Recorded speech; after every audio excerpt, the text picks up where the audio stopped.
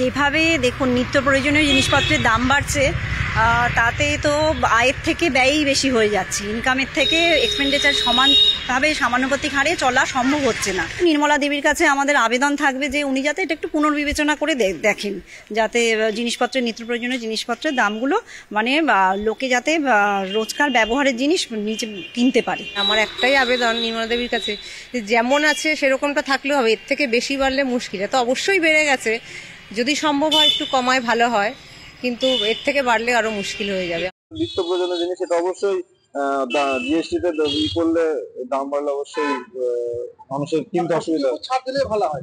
হ্যাঁ, এটা ওষুধের উপর যে যতটুকু আছে তার থেকে না বাড়িয়ে অন্তত ছাড় দেওয়াটা উচিত। জিনিসপত্রের দাম তো বাড়ছে, কমছে তো না কোনো কিছু। তো এভাবে যদি দাম বাড়তেও থাকে, তার উপর আবার জিএসটিও যদি বাড়ে, পাবলিকের আর্নিং তো বাড়ছে না, নাভিশ্বাস উঠে যাচ্ছে। খরচা বেড়েছে, কিন্তু বাড়লে কি হবে, সরকার তো কমাচ্ছে না, আমাদের পক্ষে অসম্ভব ধরে যাচ্ছে। আমাদের খরচাটা কেন্দ্রীয় বাজেটে যদি কমায় তো আমার পক্ষে সুবিধা হয়।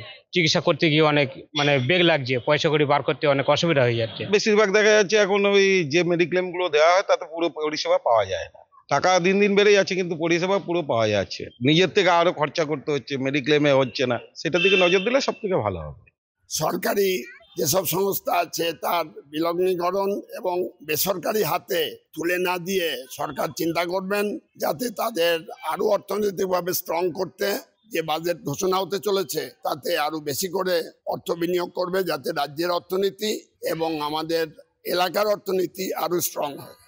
কেন্দ্রীয় সরকারের কাছে আশা রাখবো যেন আমাদেরকে পড়াশোনার পরে একটা চাকরির সুবিধা করে দেওয়া হোক, বেসরকারি হোক সরকারি হোক। এটাই চাইবো আগামী বাজেটে কেন্দ্রীয় সরকারের কাছে, যাতে আমরা একটা জব যাতে পেতে পারি, এটাই আমাদের আবেদন।